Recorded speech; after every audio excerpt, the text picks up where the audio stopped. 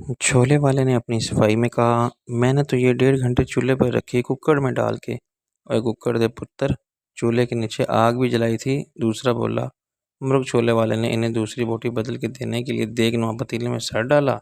میں نے سڑک کے شور و غل کے باوجود ان دونوں کی باتیں سننے کی کوشش کی، جو میرے بالکل پیچھے مجھ سے چند انچ کے فاصلے پر تھے۔ ایک بار ان کے قریب تر ہوتے ہی غیر شعوری کوشش میں ان کی کمر سے میری کمر بھی چھو گئی۔ میں نے پلٹ کر نہیں دیکھا۔ میرا خیال ہے کہ انہیں احساس بھی نہیں ہوا ہوگا، کیونکہ وہ اپنی باتوں میں مگن تھے۔ ان میں سے ایک ہی آواز سننے کے بعد میرے لیے شک و شبے کی کوئی گنجائش نہ رہی۔ یہ آواز میں نے صبح ہونے سے پہلے رات کے آخری پہر کی خاموشی میں بھی سنی تھی، جب اس نے ایک مردی کا سر خادم کی لاش پر پھینکتے ہوئے کہا تھا کہ اوئے، اسے بھی لے جا اپنے ساتھ دوسری دنیا میں۔ سزوکی پک اپ کا نمبر میں نے پہلے ہی نوٹ کر لیا تھا۔ اب میں ان کی گفتگو سن کے کوئی کام کی بات معلوم کرنا چاہتا تھا جس میں شناخت کیا تھا۔ وہ بڑے جوش و خروش سے کسی بلیو فلم کا ذکر کر رہا تھا جو اس نے حال ہی میں دیکھی تھی، اور دوسرا اسے دیکھنے کی آرزو میں بے تابی سے بھڑک رہا تھا۔ اس کے آتشی شوق کو ہوا دینے والا فلم کے منتخب مناظر کی تصویر اپنے الفاظ میں بڑی تفصیلی سے کھینچ رہا تھا اور خود ہی لطف اندوز ہو رہا تھا۔ اوئے میں تینوں کی دساں، 29 انچ کا ٹی وی تھا، سب ایسے لگتا تھا جیسے اپنے سامنے ہو رہا۔ دوسرے نے حسرت سے کہا، میرے پاس تو وہی پرانا black and white T V ہے، وہ بھی 14 انچ کا۔ پہلے نے حقارت سے کہا، اوئے دفع کر اسے، تو بتا کوئی بندہ ہے اپنا سینما میں؟ بندہ تو ہے یار، پہلے نے کہا۔ پھر تے واہ واہ، آج کل ایک نئی چیز آئی ہے، ویڈیو پروجیکٹر کہتے ہیں اسے۔ VCR والی فلم سینما کے پردے پر دیکھ سکتے ہیں۔ ایک شو ہو جائے تو ہاؤس فل جو ہو جائے گا، رب دی سو۔ مگر یار وہ سالہ ہے میرا رشتے کا، میری گھر والی کو بتا دیا پھر؟ اوئے پھر کیا ہوا؟ پہلے نے کہا، ہمارا کہہ دینا کہ تجھے بھی دکھا دیں گے کسی دن۔ مجھے شبنم کی فکر تھی کہ وہ مجھے غائب پائے گی تو پریشان ہوگی۔ اس کی گاڑی کے اور میرے درمیان سوزوکی پک اپ حائل تھی۔ میں اس موقع کو ضائع کرنا بھی نہیں چاہتا تھا، لیکن یہاں بلا وجہ غیر معینہ مدت تک بیٹھے رہنا بھی مشکل تھا۔ وہ جس قسم کی گفتگو میں مصروف تھے، اس سے کوئی کام کی بات معلوم ہونے کا امکان بھی کم تھا۔ اچانک میں نے شبنم کو نعمت کے سے ایک شاپنگ بیگ کے ساتھ برآمد ہوتے دیکھا۔ اس وقت مرغ چھولے والے نے میرے سامنے والے اسٹول پر ایک چنگیر رکھ دی تھی، جس میں 2 روٹیاں تھیں اور مرغ چھولوں سے لبالب بھری ہوئی اسٹین لیس اسٹیل کی پلیٹ۔ یہاں آرڈر دینے یا لینے کے تکلفات نہیں تھے۔ جو بینچ پر آ کے بیٹھتا ہے وہ مرغ چھولے ضرور کھائے گا۔ میں نے بوٹی پر ایک نظر ڈالی، دبا کے اسے ٹیسٹ کیا اور اٹھ کھڑا ہوا۔ چل میاں سنبھال اپنے ککڑ کی ٹانگ، ان سے لے مجھے ٹکرا۔ ٹانگ کو پہلے مسترد کرنے والوں نے میرے خیال کی تائید کی۔ مرغ چھولے والے نے ان دونوں پر ایک قہر آلودہ نگاہ ڈالی، جن کی باتیں سن کے میرا بھی دماغ خراب ہو گیا تھا۔ دکانداری نہیں خراب کرنی چاہیے کسی کی۔ ہاں، تیری دکانداری نہ رکے، خواہ کھانے والی کی سانس رک جائے۔ انہوں نے اسے ترکی بترکی جواب دیا۔ میں گاڑی کے پاس آیا تو شبنم پریشانی سے ہر طرف دیکھ رہی تھی۔ تم کہاں غائب ہو گئے تھے؟ میں نے اسے اشارے سے اپنی طرف بلایا اور گاڑی سے کچھ دور لے گیا۔ آئی ایم سوری، مجھے اچانک جانا پڑا۔ یہ سوزوکی پک اپ دیکھ رہی ہو جو تمہاری گاڑی کے سامنے آ کے کھڑی ہو گئی ہے؟ ہاں، یہ کس کی ہے؟ میں نے کہا، 2 افراد اس میں اتر کے نیچے بیٹھ گئے ہیں اور 2 دہی بلے کھا رہے ہیں۔ ایک سلیٹی رنگ کی شلوار قمیض میں ہے، کچھ موٹا ہے، دوسرے نے سفید کپڑے پہن رکھے ہیں۔ اچھا، کون ہے؟ شبنم نے کہا، ان میں ایک خاتمہ کا قاتل ہو سکتا ہے۔ سلیٹی کپڑوں والا؟ شبنم نے مجھے غور سے دیکھا۔ تمہارا مطلب ہے عثمان کا؟ نہیں، میں نے خادم کہا ہے۔ تو میری مراد خادم جو عثمان کا ساتھی تھا۔ عثمان کا قتل بہت پہلے ہو گیا تھا۔ خادم کو آج صبح 3 اور 4 بجے کے درمیان قتل کیا گیا تھا۔ یہ تم کیسے جانتے ہو؟ میں نے مسکرا کے کہا، یہ ضروری نہیں ہے کہ ہر خبر پہلے صحافیوں کو ملے پھر ہم جیسی پبلک کو اخبار سے پتہ چلے۔ میں اس قتل کے واحد چشمدید گواہ ہوں۔ میں نے اسے قتل ہوتے دیکھا تھا۔ قاتل ایک کار میں سوار تھے، میں نے ان کی بس ایک جھلک دیکھی تھی۔ شبنم کا رنگ اڑ گیا۔ وہ تمہارا پیچھا کرتے ہوئے آئے ہیں یہاں؟ میں نے کہا، ایسی کوئی بات نہیں۔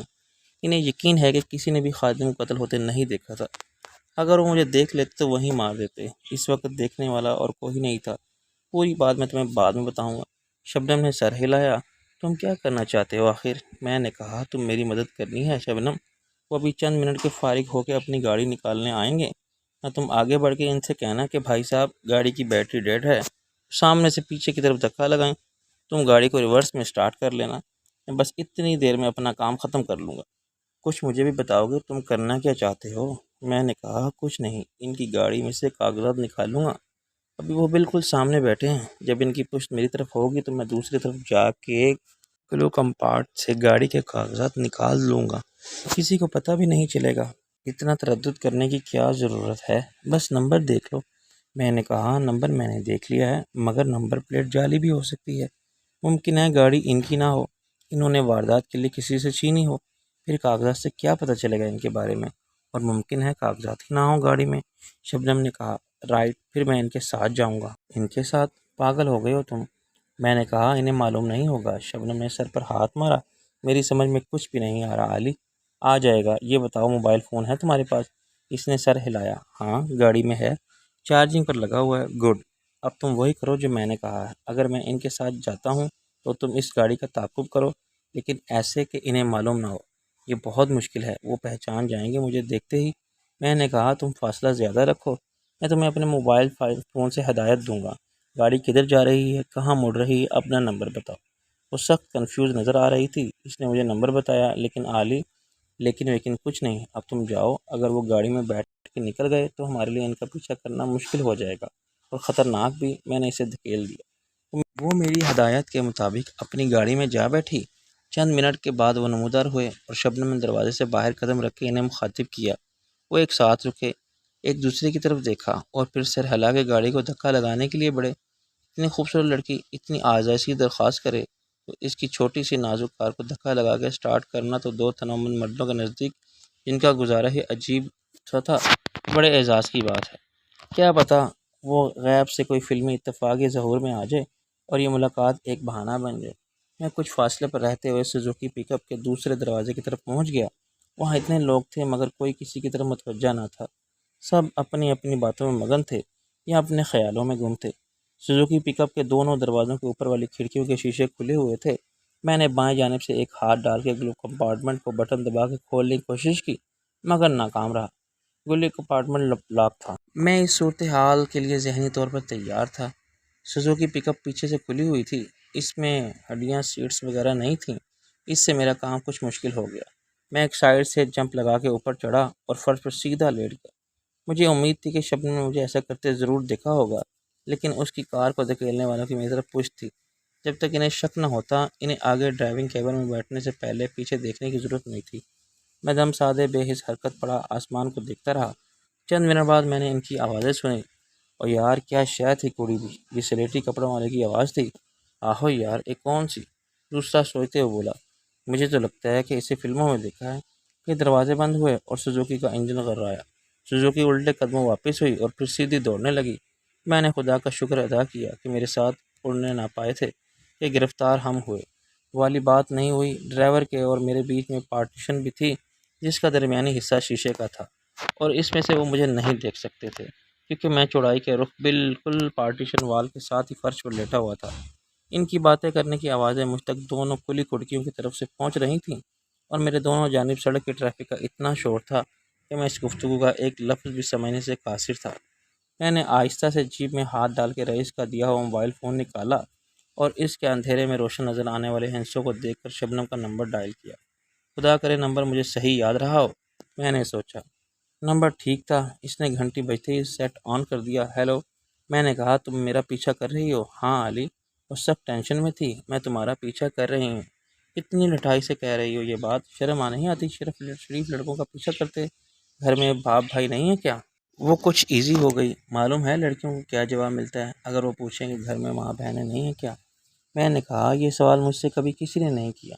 جواب ملتا ہے کہ ماں بہن تو ہے، معشوق نہیں ہے کوئی۔ اب بتاؤ میں تم سے کیا کہوں؟ تم بھی یہ جواب دے سکتی ہو۔ یہ بتاؤ تم اس وقت کہاں ہو؟ فضول باتیں چھوڑو، میں نے کہا میں ایک اوپن ایئر حرکت پذیر گاڑی کے فرش پر لیٹا تاروں بھرے آسمان کا نظارہ کر رہا ہوں۔ اف علی، مجھے ٹریفک میں کچھ پتہ نہیں چل رہا کہ جناب کی سواری آخر کدھر گئی ہے۔ میں نے کہا میں غالباً بلکہ یقیناً کچہری روڈ پر لے جایا جا رہا ہوں۔ گاڑی کو بریک لگے تو میں نے فون بند کر کے اپنے کرتے کی پاکٹ میں رکھ لیا۔ گاڑی کے رکتے ہی سفید کپڑوں والا اتر گیا اور اس نے دروازہ اندر سے بند کرتے ہوئے کہا، اچھا یار فیکے، میں چلتا ہوں۔ کل کا کیا پروگرام ہے؟ ابھی کیا پتہ، جو ہوگا پتہ چل جائے گا، فیکے نے کہا اور گاڑی آگے بڑھا دی۔ ایک فیکا بھی اور بھی تھا، اسے میں بھولا نہیں تھا۔ اس نے فقیروں کے ایک ٹھیکیدار کی بیٹی کے ساتھ محبت کا ٹانک کھیلا تھا، لیکن جب لڑکی نے اعلان کیا کہ وہ ماں بننے والی ہے تو فیکے نے اس کی ذمہ داری قبول کرنے سے انکار کر دیا۔ معاملہ شادوں کے باپ شاہجی تک پہنچا تھا اور فیکے کو سرسری سماعت کی ایک عدالت میں پیش ہونا پڑا۔ اس نے شادی سے صاف انکار کیا تو اسے سزائے موت سنا دی گئی۔ میں اور رئیس اس کارروائی کے عینی شاہد تھے۔ رئیس نے رسی کا پھندا بنا کے فیکے کے گلے میں ڈالا تھا اور اسے ایک سٹول پر کھڑا کر کے رسی کا دوسرا سر چھت کے پنکھے سے باندھ دیا تھا۔ پھر فیکے کی محبوبہ سے کہا گیا تھا کہ وہ لات مار کے سٹول گرا دے۔ فیکے کو نہیں، مجھے اور رئیس کو بھی پورا یقین تھا کہ وہ ایسا نہیں کر سکتی، مگر اس نے اپنے سچے عاشق اور اپنے ہونے والے بچے کے باپ کو بلا تذبذب پھانسی دے دی، اور ہم دہشت سے بحال فیکے کو جان نکتی میں تڑپا دیکھتے رہے۔ پھر رئیس نے ہی اس کی لاش اتاری اور ہم نے مل کے اسے دریائے راوی کے پل سے نیچے پھینک دیا۔ فیکا صرف ایک نام نہیں، ایک بھیانک اور تلخ یاد کا نقش تھا جو آج بھی اپنی تمام شفاف تفصیلات کے ساتھ میرے اور رئیس کے ذہن میں موجود تھا۔ یہ نام دوبارہ سن کے خود بخود میرے تصور میں ایک اندھیری رات آ جاتی تھی جب میں اور رئیس دریائے راوی کے فولادی پل پر کھڑے نیچے سے گزرنے والے گدلے پانی کو دیکھ رہے تھے جو فیکے کی لاش کو بہا کے نہ جانے کہاں لے گیا تھا، اور صدمے اور دہشت کے ہماری حالت غیر تھی۔ 10 سال پہلے والا فیکا دراصل رفیق تھا۔ بعد میں میرا واسطہ ایک اور فیکے سے بھی پڑا تھا، مگر وہ شفیق تھا۔ چنانچہ میں فرض کر سکتا تھا کہ سلیٹی کپڑوں والا یہ فیکا جو اب سوزوکی میں اکیلا رہ گیا تھا، رفیق یا شفیق ہی ہوگا۔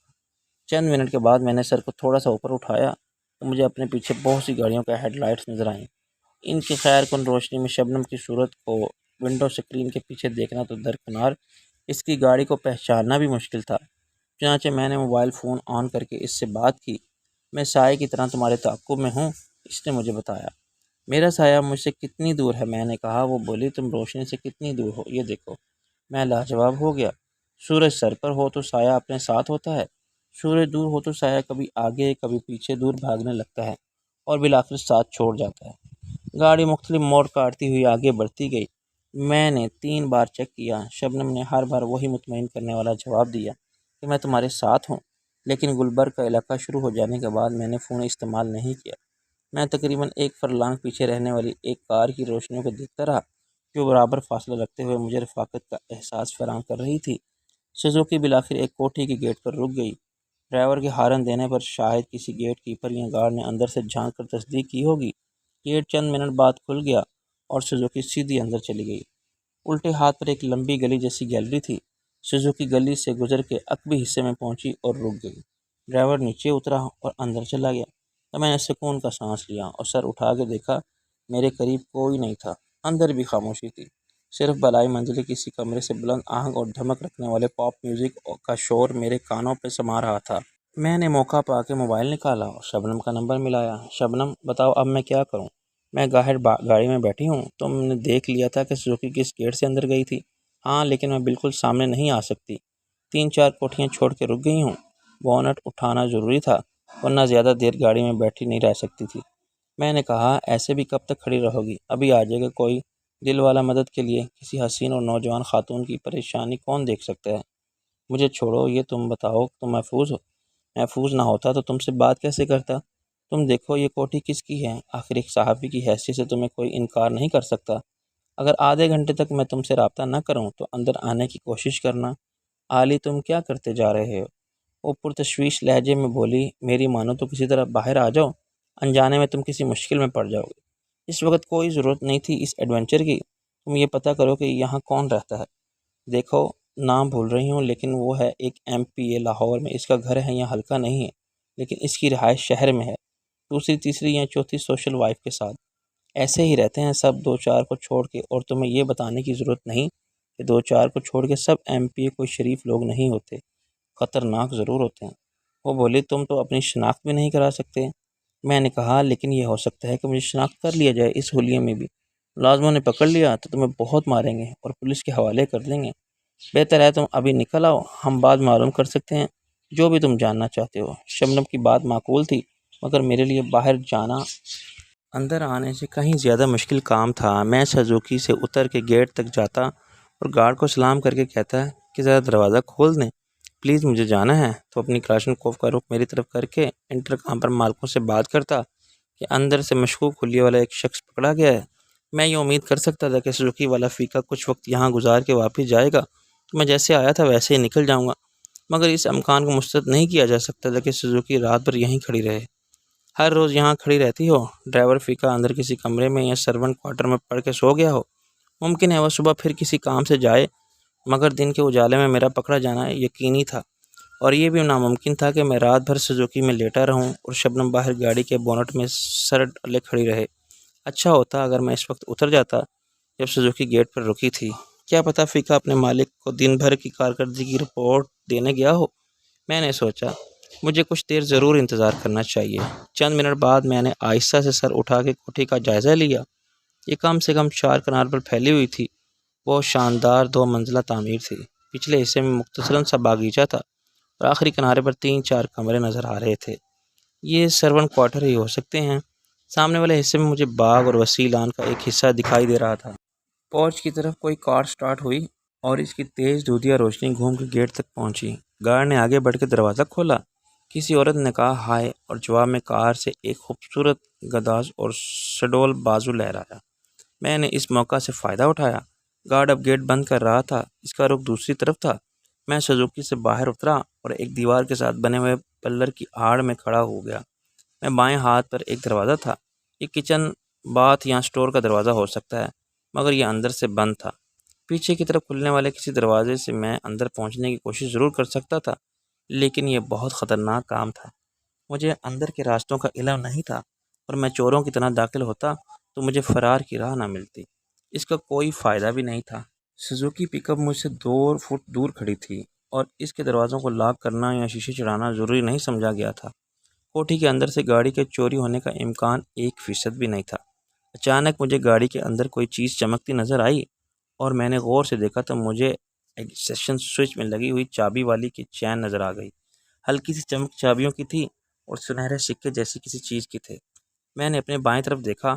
گارڈ اپنی کلاشنکوف ساتھ رکھے کرسی پر بیٹھا تھا۔ دوسری طرف سرونٹ کوارٹر میں روشنی تھی مگر دروازے بند تھے۔ اوپر اور نیچے کی منزل ساری کھڑکیاں جو گیلری کی طرف کھلتی تھی بند تھیں کیونکہ ہر کمرے کا ایئر کنڈیشن گیلری میں حرارت خارج کر رہا تھا اور پانی ٹپک رہا تھا۔ یہ پانی گیلری میں پھیلا ہوا تھا۔ جیب سے فون نکالا کہ میں نے آخری بار شبنم سے رابطہ کیا۔ دیکھو میں کوشش کروں گا باہر آنے کی۔ کامیاب ہو گیا تو یہ میری ذہانت اور حاضر دماغی کمال ہوگا۔ پکڑا گیا تو انتہائی احمقانہ حرکت کہلائے گی۔ مجھے بتاؤ تم کیا کر رہے ہو؟ میں نے سرگوشی میں کہا سوزوکی پک اپ کی چابیاں گاڑی میں ہیں، میں اسے سٹارٹ کر کے لاتا ہوں۔ گیٹ پر کھڑے ہوئے گارڈ کو کچھ نظر نہیں آئے گا کہ ڈرائیور کی جگہ میں بیٹھا ہوا ہوں یا فیکا۔ یہ فیکا کون ہے؟ وہی جو سوزوکی چلا رہا تھا۔ میں لائٹ کو فل بیم پر رکھوں گا، اسے شک نہیں ہو سکتا۔ وہ یہی سمجھے گا کہ ابھی فیکا آیا تھا، وہی واپس جا رہا ہے۔ کسی کام سے رسک ہے مین گیٹ پر مگر اس کی نظریں چند سیکنڈ بعد کچھ دیکھنے کے قابل ہوں گی اور وہ گیٹ کھولے گا تو کلاشنکوف اس کے ہاتھ میں نہیں ہوگی۔ کلاشنکوف بھی ہے اس کے پاس۔ شبنم پریشان ہو گئی۔ میں نے کہا بی بی وہ کیا ڈنڈا لے کر کھڑا ہوگا؟ کسی پرائیویٹ کمپنی کا سیکیورٹی گارڈ ہے لیکن کلاشنکوف اس وقت بھی کرسی کے سہارے پر کھڑی ہے۔ کہ وہ باہر سے آنے والے کسی شخص کے لیے گیٹ کھولتا ہے تو کلاشنکوف ضرور اس کے ہاتھ میں ہوتی ہے مگر گھر کے اندر سے جانے والے کو رخصت کرتے وقت کلاشنکوف اٹھانا ضروری نہیں۔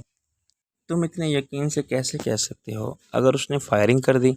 میں نے ابھی ایک کار کو جاتے دیکھا تھا۔ میرا خیال ہے کہ گھر میں مہمان آئے ہوئے ہیں۔